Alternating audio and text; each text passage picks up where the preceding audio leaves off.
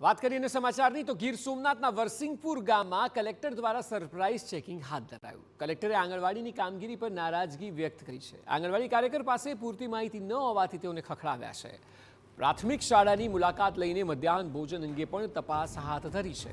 રસ્તા પર પૌરાણિક વાવ અંગે પણ ગ્રામજનો દ્વારા રજૂઆત કરવામાં આવી હતી.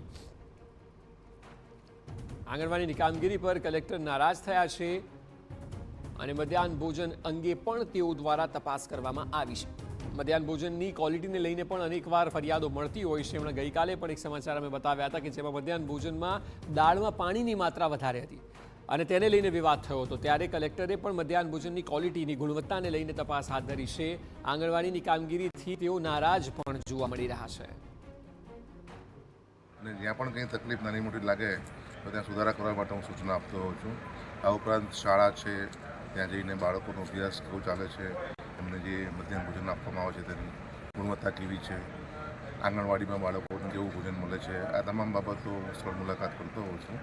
અને ખૂબ અને વરસિંગપુરમાં પણ મેં આજે આ રીતે જ આંગણવાડી અને શાળાઓની મુલાકાત કરી છે. સાથે ગ્રામ પંચાયતમાં લોકો સાથે સીધો સંવાદ બી કર્યો છે અને જે પણ સૂચના આપવા લાયક હતી તે સૂચનાઓ મેં આપી.